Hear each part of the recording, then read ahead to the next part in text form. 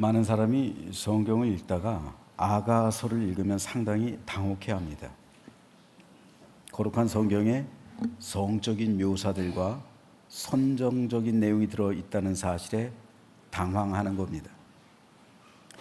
그러면서 왜 아가서가 성경에 포함되어 있는지 그 이유를 궁금해하기도 합니다. 사실 아가서는 사랑하는 남녀의 감각적이고 육체적인 사랑을 한편의 아름다운 서정시로 만든 문학 작품입니다.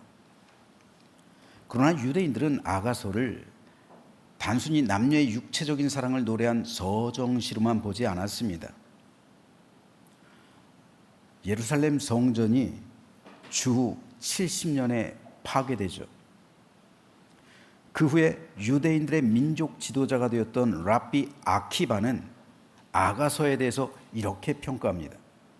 모든 성경은 다 거룩한 책이지만 아가서는 그 중에서도 가장 거룩한 책이다.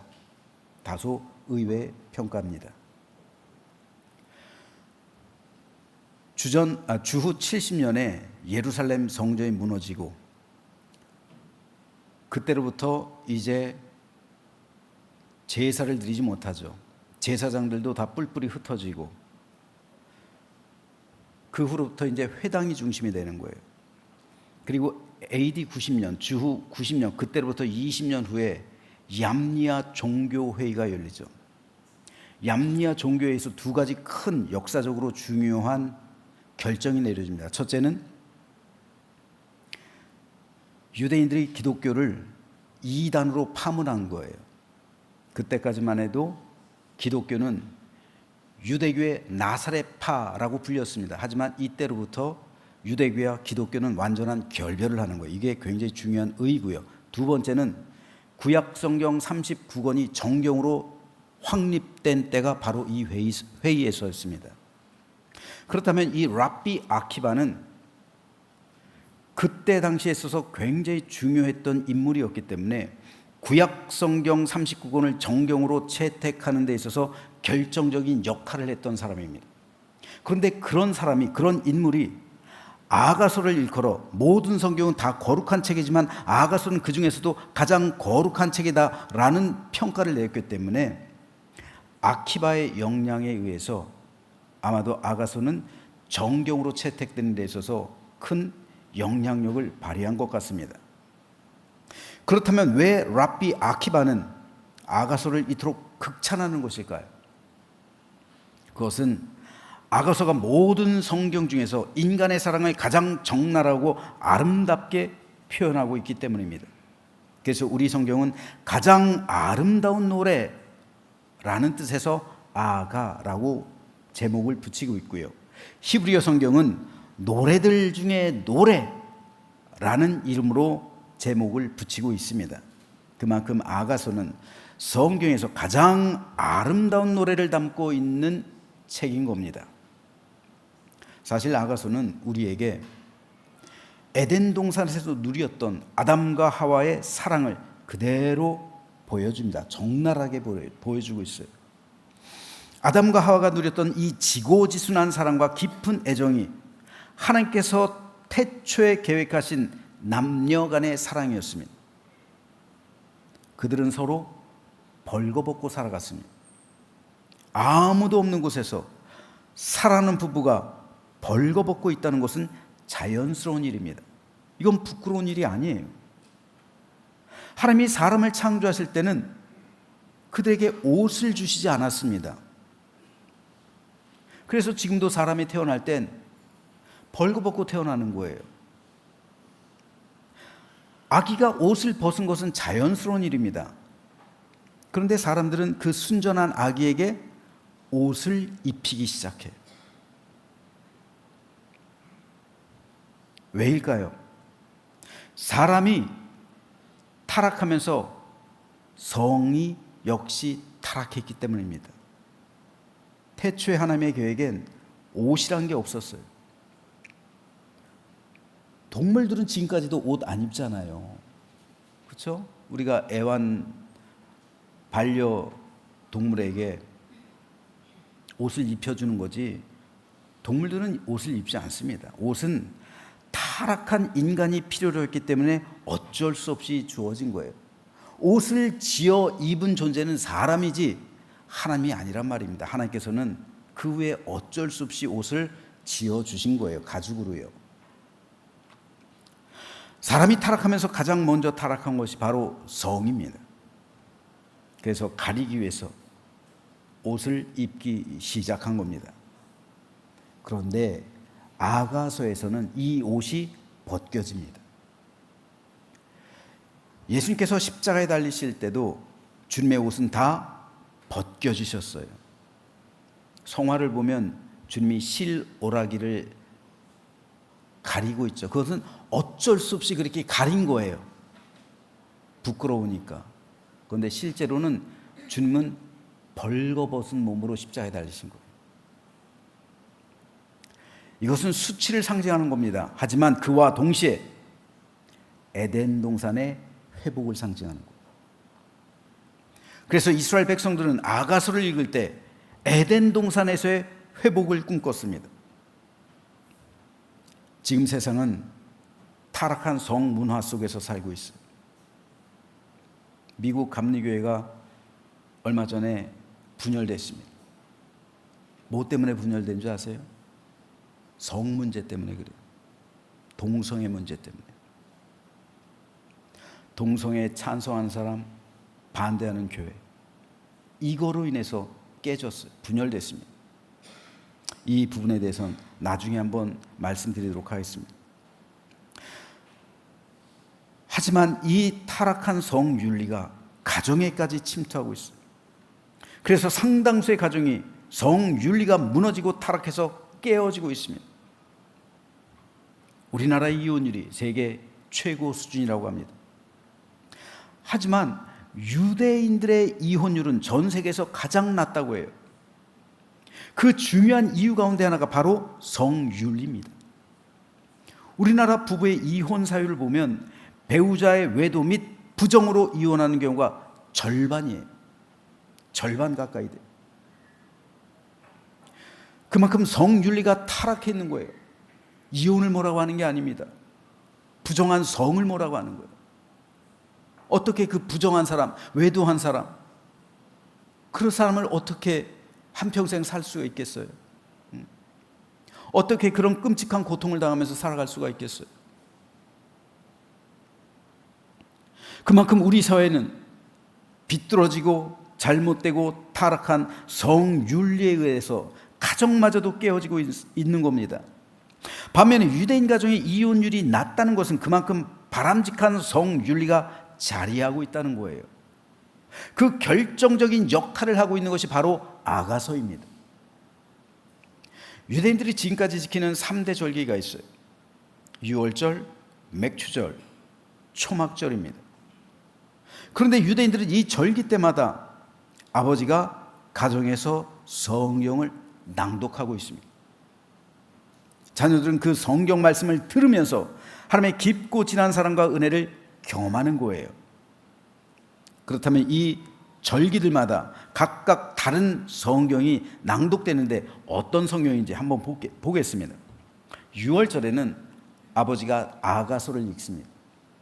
맥추절에는 아버지가 룻기서를 읽고요. 초막절에는 아버지가 전도서를 읽어요. 특별히 6월절에 유대인 아버지들은 자녀들에게 아가서를 읽어줍니다.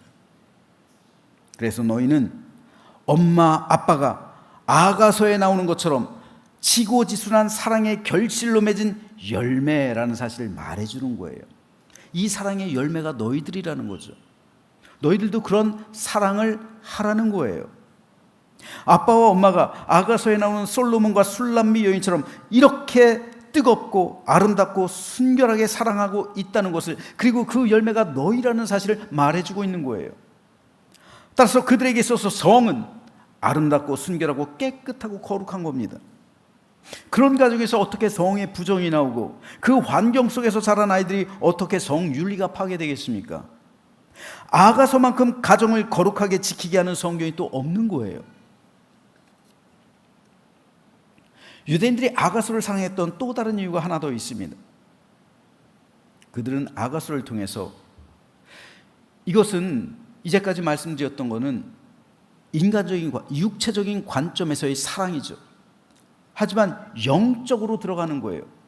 영적인 관점에서 아거스를 통해 볼 때 하나님께서는 신랑이고, 그 신랑이 기뻐하고 즐거워하고 사랑하는 술람미 여인들은 바로 자신들이라는 영적인 자각을 아가스를 통해서 투영해 보고 있는 겁니다. 그래서 그들은 하나님과 뜨거운 사랑과 깊은 애정의 관계 속에서 자기들을 발견하려 했던 거예요. 즉 하나님께서는 솔로몬이고 우리는 술람미 여인처럼 하나님의 사랑을 받는, 하나님과 결혼한 민족이라는 그 정체성을 유대인들은 가지고 있었던 겁니다. 하나님이 내 남편이라는 거예요, 개인적으로는. 그리고 나는 하나님의 사랑받는 신부라는 겁니다. 이 사실 속에서, 이 사실에 기반해서 그들은 신앙생활을 했던 것이고, 비록 성전이 없어졌어도 그들이 세상을 방랑하며 살지라도 남편 대신 하나님께서 나와 함께 하신다면 어디로 가든 무엇을 하든 하나님이 나를 지켜주시고 보호해 주신다는 사실, 이 자각이 있었던 겁니다. 아가서를 읽을 때 그들은 그런 관점에서 읽었던 거예요. 이러한 아가서를 이해하고 해석하는 데 있어서 가장 중요한 단어가 두 가지가 있습니다. 그것은 첫째로 사랑이란 단어예요. 아가서에는 유달리 사랑이란 단어가 많이 등장합니다. 아가서는 모두 117절로 구성되어 있는데 이 가운데 사랑이란 단어가 무려 66번이나 사용되고 있어요. 그만큼 아가서는 사랑으로 가득한 책입니다. 아가서를 이해하고 해석하는 두 번째 중요한 단어는 나와 너라는 단어입니다. 아가서에는 나라는 1인칭과 너라는 2인칭 단어가 모두 200회 이상 사용되고 있습니다. 그만큼 나와 너의 관계는 중요한데 사실 나와 너는 떨어져 있는 관계입니다. 분리된 관계예요. 그런데 어떻게 분리된 나와 너를 하나가 되게 하고 떨어져 있는 몸이 한 몸이 되게 할까요? 그게 바로 사랑이란 거예요. 이스라엘 백성들은 그들과 하나님과의 관계를 이 사랑의 원리로서 이해했던 겁니다. 그래서 예언자들은 이스라엘과 하나님이 결혼한 관계임을 선포한 겁니다. 이것이 그들이 6월절에 아가서를 낭독하는 이유예요. 그리고 아가서가 성경의 정경으로 인정받게 된 이유입니다. 이것을 염두에 두고 오늘 본문 7절을 다시 한번 읽어보겠습니다. 나의 사랑, 너는 어여쁘고 아무 흠이 없구나. 사랑을 하게 되면 그 사람이 어여쁘게 보이고 아무 흠이 없어 보입니다. 이것은 사랑하는 사람만이 가질 수 있는 감정의 상태예요. 사랑하면 세상 모든 것 다 가진 것 같고요, 삶이 기쁘고 즐겁고 행복합니다. 내가 사랑하는 사람이 너무 예뻐 보이고 아무 흠이 없어 보여요. 우리말로 일명 뭐라 그래요? 콩깍지 씌웠다. 그렇죠? 다들 콩깍지가 씌워가지고 지금 남편하고 결혼한 거예요, 아내하고. 그렇죠? 안 그랬으면 못했겠죠. 지금은요.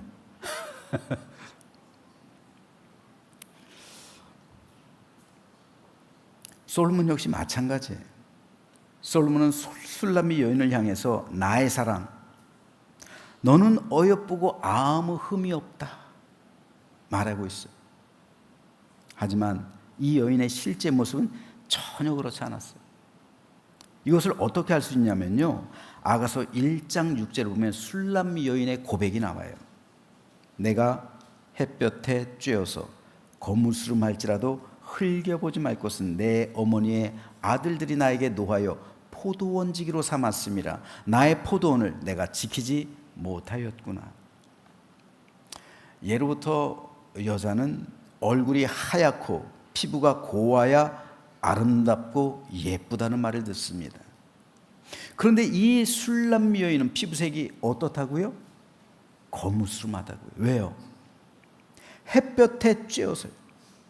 햇볕에 쬐었다는 것은 뜨거운 태양이 내 쬐는 밭에서 땀을 뻘뻘 흘리며 일을 했다는 것을 의미하는 포도밭에서요. 쉽게 말해서 이 술람미 여인은 예루살렘이라는 이 도시 여인이 아니라 시골 출신의 여인이었던 겁니다. 집안도 유력한 가문이 아니고 부자가 아니어서 직접 밭에 나가 일을 해야만 했던 여인이었습니다. 그래서 피부는 가꾸지 않아 거칠고 햇볕에 타서 거무스름에 있었던 겁니다. 그러니 예루살렘에 있던 유력 가문의 딸들이 보기에 이 여인은 시골 촌뜨기였던 거예요. 도시 여자들의 하얗고 고운 피부 색깔은 대조적으로 거칠고 검게 그을린 그녀를 보면서 예루살렘 여인들은 경멸하는 눈빛을 보냈던 겁니다. 저런 게 무슨 왕비야? 왕이 눈이 뼈나 봐. 어떻게 저런 촌뜨기를 데리고 와서 왕비로 삼을 수 있지? 예루살렘 여인들은 시기심과 질투가 가득해서 술람미 여인을 보며 경멸의 눈빛을 보냈던 거예요. 그래서 술람미 여인은 내가 햇볕에 쬐어서 거무스름할지라도 흘겨보지 말라 애원했던 겁니다. 이처럼 술람미 여인의 외모는 썩 아름답거나 도시 여인들처럼 고운 자태를 가진 게 아니었습니다. 하지만 솔로몬은 거칠고 거무스름한 피부를 가진 그녀를 향해서 너는 어여쁘고 아무 흠이 없구나 라고 고백해요. 왜입니까? 사랑하니까 예뻐 보이는 거예요. 사랑하니까 아무 흠이 없어 보이는 거예요. 이 여인이 실제로 예뻐서가 아니라, 이 여인이 실제로 흠이 없어서가 아니라 사랑이라는 감정을 통해서 이 여인을 바라보니 이 여인이 예뻐 보이고 그녀의 단점마저 흠이 없어 보이는 거예요. 어떤 분이 제게 이런 질문을 한 적이 있어요. 교회 안에서 어떤 사람이 눈에 거슬리는 행동을 하는 게 보여요. 조금 내 눈에 거슬리고 좀 안 좋아 보여요. 그랬을 때 목사님, 그 사람에 대해서 그 지적하는 것에 대해서 어떻게 생각하십니까? 내가 그 사람한테 말을 해야 됩니까? 이런 질문을 하세요. 여러분은 어떻게 생각하세요? 여러분 눈에 볼 때 거슬러 보이는 행동을 하시는 분이 있죠? 저렇게 행동하면 안 되는데, 교회에서 저러면 안 되는데, 내 생각과 내 판단에 있죠. 왜 없겠어요? 그게 또 주관적일 수도 있지만 객관적인 사실일 수도 있잖아요. 그분에 대한 제 대답은 이랬어요. 그 사람을 마음 중심으로 더 사랑하지 않으면 충고하지 마십시오. 왜일까요? 남의 잘못을 지적하고 충고하는 일은 까딱 잘못하다간 싸움이 되고 다툼이 되기 때문에 그래요. 교회 분쟁이 되고요. 분열의 원인이 돼요. 남을 지적하는 사람 마음에 그 사람에 대한 사랑이 있다면 잘못을 지적한다고 해서 싸움이 되지 않아요. 그것은 오히려 그 사람을 발전시킬 수 있는 성숙의 기회가 돼요. 왜요? 그 사람이 알고 있기 때문에, 내가 평소에 그 사람을 사랑하는지 알고 있기 때문에 그 사람의 거슬리는 행동, 뭐가 잘못된 거, 이런 거를 말해준다 할지라도 싸움이 되지 않아요. 사랑이 그걸 녹여버리는 거예요. 하지만 그 사람에 대한 미움이 마음에 가득한 상태에서 하는 지적은 다툼을 일으키고 싸움을 일으키는 거예요. 분쟁이 되고 분열이 되는 겁니다. 왜냐하면 미움에서 비롯된 충고이기 때문에 그래요. 성령의 역사는 사랑에서 시작합니다. 하지만 마귀의 역사는 미움에서 비롯돼요. 사랑이 없는 지적은 성령의 열매를 맺을 수가 없고 성령의 역사를 가져올 수 없습니다. 미움에서 비롯되는 지적은 마귀의 도구가 되기 쉬운 거예요. 그래서 그것으로 인해서 교회와 성도를 혼란과 다툼의 소용돌이 속으로 빠지게 할 수 있는 거예요. 그러므로 내 마음에 사랑으로 충만하다면 어떠한 지적을 해도 품을 수 있는 거예요. 그 사람도 받아들일 수, 녹아지는 거예요. 하지만 미움이 가득한 상태에서 지적을 하면 반드시 잘못된 결과가 있어요. 그렇다고 마냥 그 사람이 잘못되도록 내버려둬야 됩니까? 그래서는 안 되는 거잖아요. 만약 그렇다면 이건 교회와 성도의 직무유기잖아요. 그 상황 속에서 제가 묻고 싶은 건 이거예요.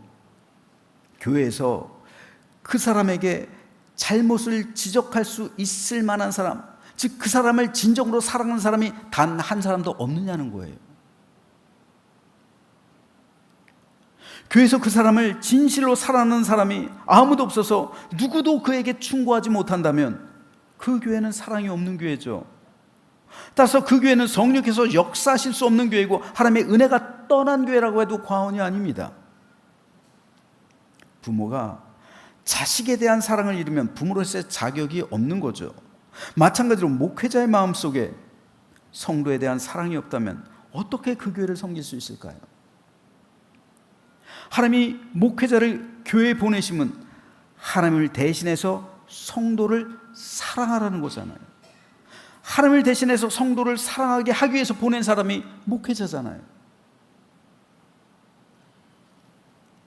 하나님이 교회에서 장로님들을 세우신 것은 하나님의 교회를 위해서 적어도 30명의 영혼을 사랑하라는 거잖아요. 감리교 교리와 장조에 보면 장로의 자격 조건이 뭡니까? 장로는요 30명의 한 사람을 세울 수 있어요. 입교인 30명의 한 사람, 권사님은 15명 중에 한 사람. 그러니까 장로님은 30명의 영혼을 마음에 품고 사랑해야 되는 거예요. 권사님들은 마음에 성도를 품고서 15명은 사랑해야 되는 거예요.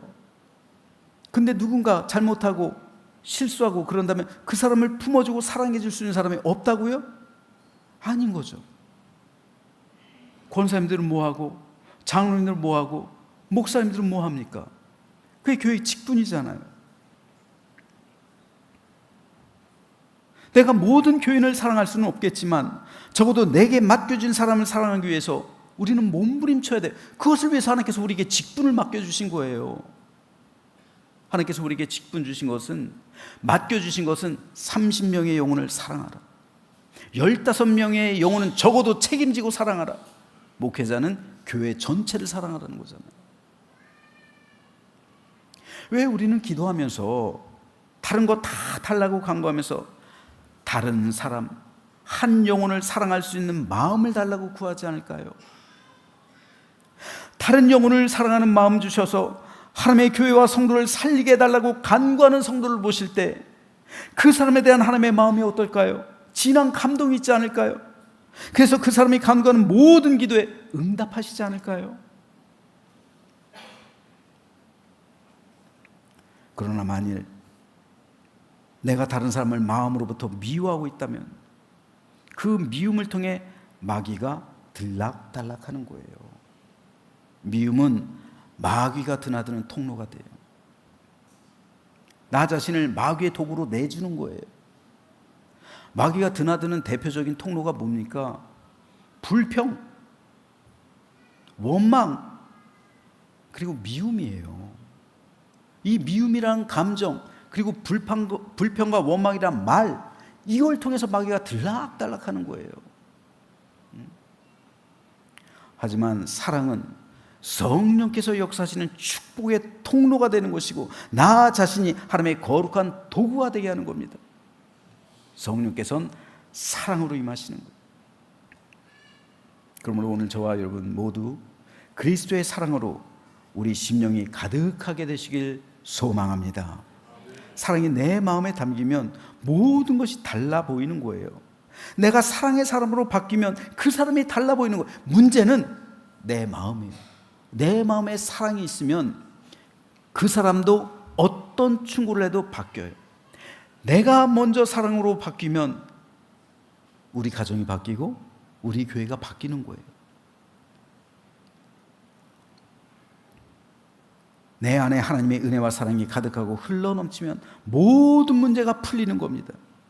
오늘 본문에서 솔로몬이 술람미 여인을 사랑하니까 그의 모든 것이 예뻐 보이고 아무 흠이 없어 보였던 것처럼 오늘 우리도 사랑의 마음으로 가득하다면 내 옆에 있는 성도가 소중해 보이고 그 잘못 또한 용서할 수 있는 힘과 사랑의 능력이 생기게 되는 겁니다.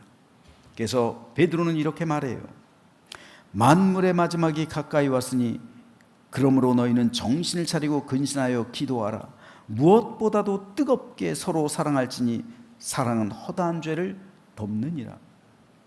만물의 마지막이 가까울수록 성도는 두 가지에 힘써야 한다고 베드로는 말합니다.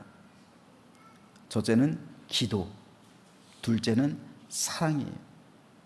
사랑도 그냥 사랑이 아니라 무엇보다 뜨겁게 서로 사랑하라고 권면합니다. 왜냐하면 사랑이 죄를 이기기 때문입니다. 사랑이 죄와 죽음의 권세에서 생명과 구원을 가져오게 하기 때문입니다. 마귀의 세력을 공격하는 가장 큰 성도의 무기가 바로 기도와 사랑이에요. 그런데 성도는 기도의 능력에 대해서는 잘 알고 있어요. 기도로서 마귀를 공격한다는 사실에 대해서는 알고 있는데 사랑으로서 마귀를 공격한다는 사실에 대해서는 잘 모르고 있어요. 사랑이 있는 곳엔 마귀가 쫓겨납니다. 사랑이 선포된 곳엔 하나님의 은혜와 평강이 임합니다. 결국 내가 마귀와의 싸움에서 승리하느냐 패배하느냐의 문제, 우리 가정과 교회에 다툼이 있느냐 평강이 있느냐의 문제는 내 마음속에 미움이 있느냐 사랑이 있느냐 그 차이로 결정되는 거예요. 여러분의 가정, 남편과 아내, 부모와 형제,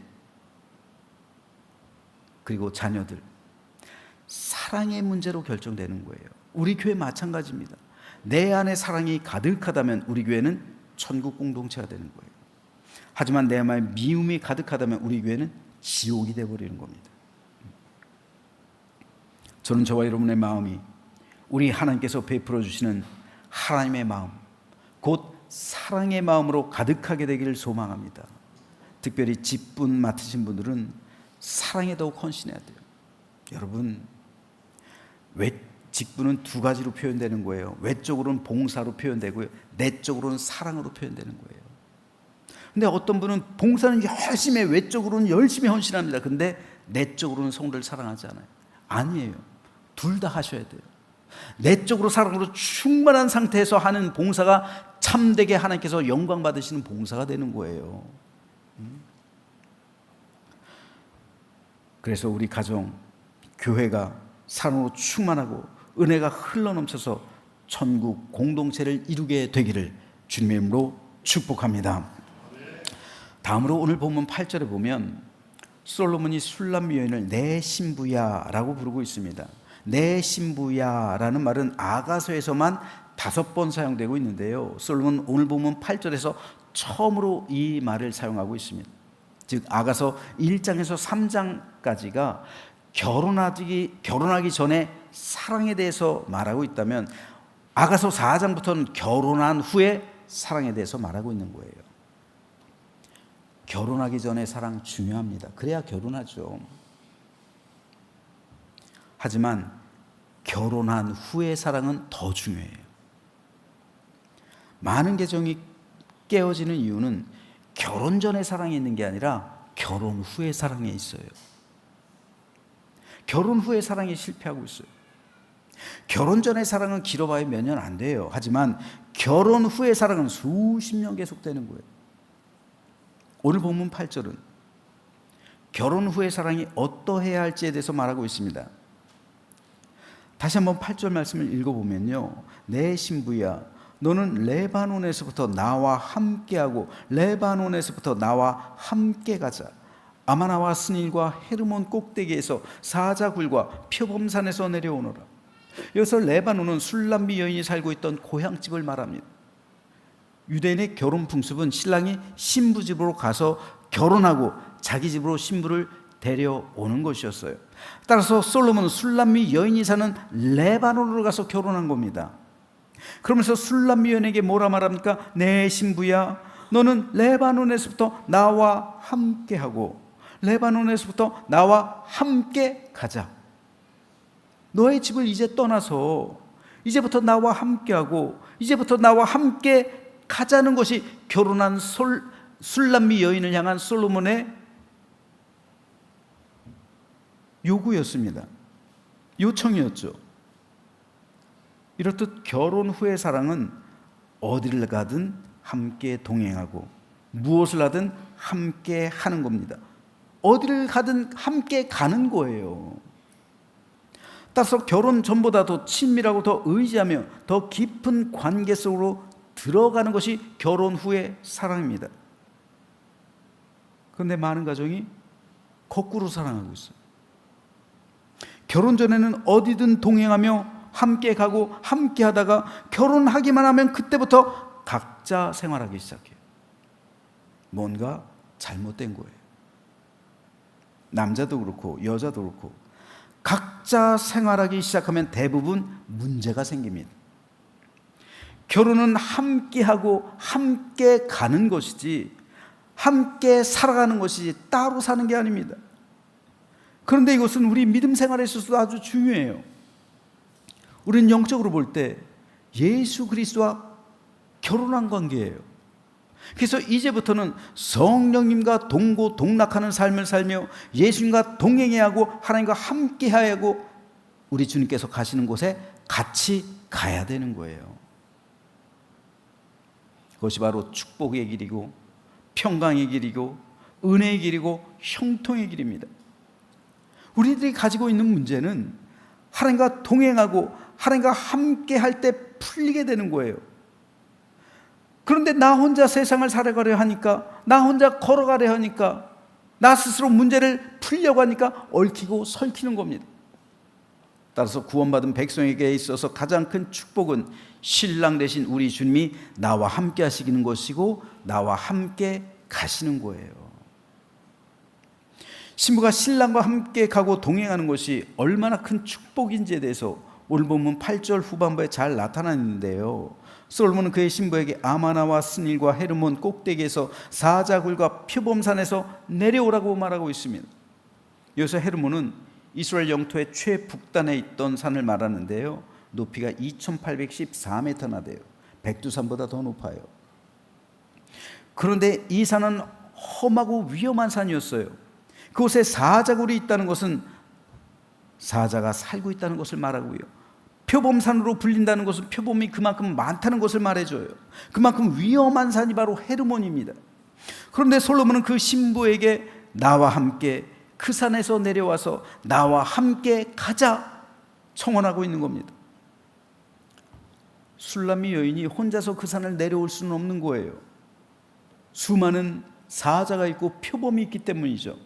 하지만 군대를 동원하고 있는 솔로몬이 술람미 여인과 함께 한다면 그 산에 아무리 사자와 표범이 많다 할지라도 두려움과 근심, 걱정, 염려가 눈 녹듯 사라지는 거예요. 솔로몬이 함께 하니까요. 군대가 지켜주니까요. 오늘 우리 역시 마찬가지입니다. 우리는 맹수가 득실거리는 이 세상이라는 산에 살아가고 있습니다. 죽기까지 우리가 천국으로 가야 되는데 그곳으로 나 홀로 걸어갈 수는 없는 일이에요. 나 홀로 가면 득실거리는 맹수에게 잡아먹힐 수밖에 없어요. 마귀는 지금도 우는 사자처럼 삼킬 자를 찾는다고 그랬습니다. 나 홀로 천성길을 향해 갈 수는 없는 일입니다. 하지만 우리 주님이 나와 함께 하시고 성령께서 나를 돌보시고 하나님의 군대가 나를 호위하시고 지켜주신다면 제 아무리 사탄과 맹수가 나를 노려보고 나를 삼키려 할지라도 내가 무서워할 것은 아무것도 없는 거예요. 이것이 함께 하심의 축복입니다. 지금 이 자리에 나온 성도들 가운데 세상이 주는 염려, 걱정, 근심, 고난 가운데 이 자리에 나오신 분이 있습니까? 나와 함께 하시는 하나님, 나를 지켜주시고 보호하시는 예수님, 나의 길을 인도하시고 동행하시며 함께 천성길로 가시는 성령님이 나를 지켜주시고 하늘의 천군 천사가 나를 호위하고 있음을 믿음으로 고백하시길 주님의 이름으로 축복합니다. 그럼 되는 거예요. 그러면 아무 염려 걱정 없는 거예요. 우리의 모든 걱정 근심 사라지는 겁니다. 예수님께서 나와 함께 하시잖아요. 신랑 되신 주님께서 나와 함께 하시잖아요. 나를 동행하시고 나를 보호해 주고 나와 함께 하시는 그 하나님의 은총이 내 삶 속에 충만한데 아무것도 염려하지 마시고요. 모든 걱정 다 주님께 맡기고 다만 기도와 간구로 하나님께 아뢰며 사랑으로서 이 땅을 살아가시면 우리 하나님의 보호하심의 은총이 언제까지나 우리와 함께 하시고 내 영혼을 보존해서 영원한 천국으로 우리를 입성하게 하실 줄로 믿습니다. 그런즉 이 아침 이 자리에 나와서 하나님께 예배하는 모든 성도에게 이런 하늘의 위로와 은총과 축복이 충만하기를 주님 이름으로 축복합니다. 그래서 주님 안에서 힘내시고 새로운 용기 얻으시고 위로받으시고 주 안에서 안식과 쉼이 있으며 우리 주님과 동행하며 우리 주께서 베풀어 참된 사랑과 은혜 가운데 기쁨으로 충만한 감사가 회복되고 하늘의 평강으로 충만한 여호와 샬롬의 아침 되시기를 주님의 이름으로 축원합니다. 기도하겠습니다.